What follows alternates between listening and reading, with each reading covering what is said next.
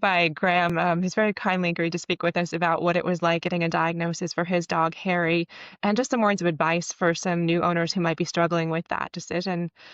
Thanks again, Graham. Harry was diagnosed back in 2022, almost 3 years ago. Walk me through what that was like for you. It was difficult. We were overwhelmed, scared, because we didn't really know what it meant for a dog to have diabetes. He was 13 and a half at the time. So, he was getting up there, I suppose, in age. But other than this new diagnosis, which was really frightening, he was quite healthy. He had a little bit of a liver issue, but it was nothing too bad. But the diagnosis of the diabetes really, it stunned us, I think. I think we walked out of the vet sort of really not knowing what to do or how to do it. And it really wasn't until a bit after that we actually started thinking, well, what does it really mean? And how do we do it? How did you first know something was wrong? He was getting me up at night time. So, and I remember this quite distinctly, to be honest. It was over a 3-night period. So the first night he got me up 3 times. Then the second night it was 4 times. And then the next night it was 5 times. I was absolutely shattered because I wasn't getting any sleep. So I just said to my wife, Lynn, I says, I can't do this anymore. I can't handle this. I need sleep. He's telling us something is clearly not right in his world. Exactly. So that's when we made an appointment with the vet. And so we dropped him off at the vet. And then when we got back home after dropping him off, we were sort of talking about it. And I says, I wonder if they're going to test for diabetes. For some reason that came into my head. Why? I don't know. Because I really didn't know. But I just thought, well, I wonder if they're going to test for diabetes. Anyway, and so I contacted them up. I phoned them up and they probably were going to do it anyway. But that's when we got the diagnosis, and so we picked him up later that day. He wasn't in ketone acidosis. We probably picked him up relatively early. So that was the good thing, that he didn't have to stay at the vet for any more than the day. So give you a little bit of breathing space about it while you had a chance to sort of absorb what was happening and make a plan from there. Yeah. And so then they basically, gave us the very basics of, well, insulin, and we had and injecting, and they showed us how to inject. But, really, I look back at that, and to be honest, we were so stunned. I can't really remember that much at all. So you're going in there and you're just not able to absorb a lot. It is a lot of info to take in, and you're still shocked. So you really don't take a lot of it in. Like, what's going on? I don't understand what this is. What does this mean for us? And so when Exactly. you have all the information thrown at you, it's really hard to be able to process that. Yes. And so it might have been helpful for you having like a more staged approach of getting little bits and pieces rather than just everything at once. Yeah. And then being sent home with a vial of insulin and syringes, and then, we got to do it every 12 hours. And that's about all we knew. We didn't realize at the time that we had to really change food habits as well, that they had to be in conjunction with the insulin. So we were never used to that because he was a grazer. He ate when he felt like it rather than when we wanted him to. Now meals are so important that what they're eating is important. Yeah. So that was our initial introduction to diabetes. Yeah. Scared. That's for sure. What I understand for you is like no brainer that you wanted to manage diabetes and do everything to support Harry, but it's been quite a journey for you getting to a stage where you've got your routines. Correct. It was a very quick decision as far as do we or do we not treat him.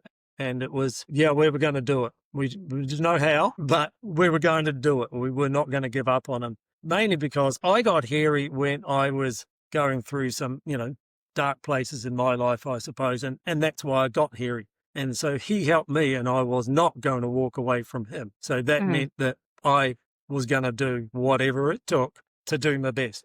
That was it. There was no question. But he was a difficult dog. He was a very, very difficult dog. He was smart.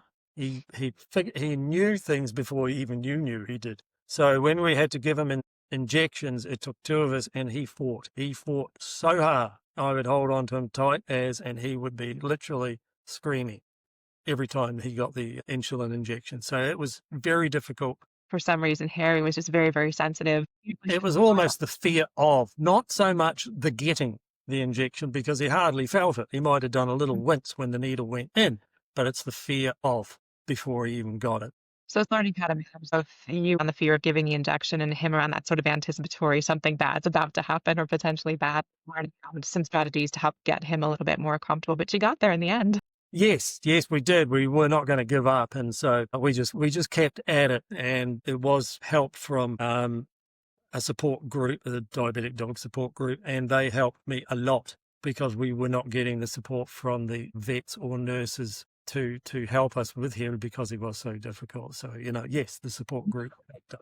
Because it wasn't a typical diabetes case, and my understanding is sometimes too, like, stuff would happen late at night, you just have no idea who to call at that point, or you'd be desperate for info Yeah, and wanting just some reassurance that you were doing okay with it. yeah. So yeah, that's what helped us, and really it was perseverance. And at one point, I can't remember why we went back to the vet, but we went back to the vet.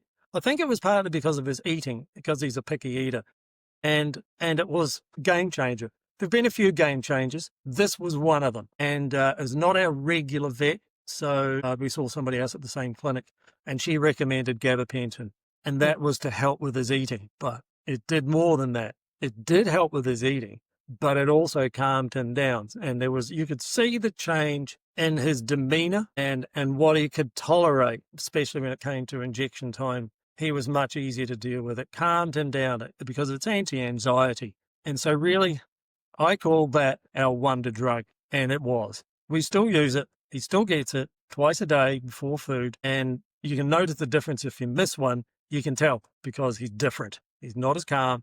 He's not as easy to deal with. So yeah, that was a game changer. So if it's not working initially, it sounds like there's lots of different approaches that have worked to help you manage that. So even if, like, you feel like you're really struggling at the beginning, we almost can always find some way of getting you through that to Yeah. make a plan that work for you. Yeah, that's right. Yeah, and so yeah, we were learning on the go basically. I say that Harry is our little four-legged experiment because really it was an experiment, and it still is a lot of experimenting along the way. We had to learn a lot, and he had to learn a lot. So yeah,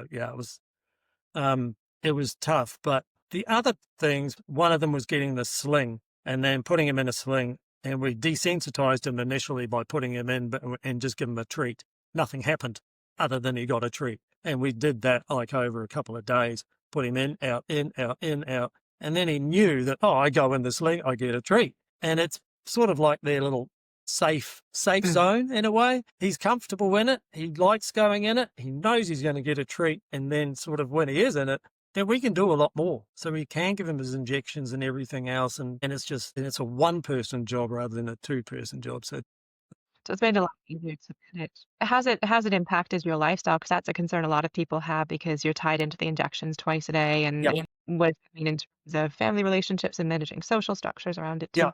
absolutely. And luckily for us, we weren't working. Both of us were retired. So for working people, it is a little bit more constrained because you have to do 12 hours apart. So you've got to do in the morning and 12 hours later in the evening. So we chose a fairly easy time because it was 9 a.m. to 9 p.m. That worked for us. It puts your lifestyle on a schedule, and that's your schedule is that 12-hour, whatever that 12-hour period is, whether it be 6 a.m. to 6 p.m. or 9 a.m., 9 p.m., whatever. It's your schedule, and so you have to stick to that. But it's not the end of everything because you can still have a lifestyle. You can still go out and you can still do things because you can move those two times, the AM and PM, you can move that in an hour increments each day. So if you need, going from a 6 a.m. and you want an 8 a.m. because whatever reason, you need an 8 p.m.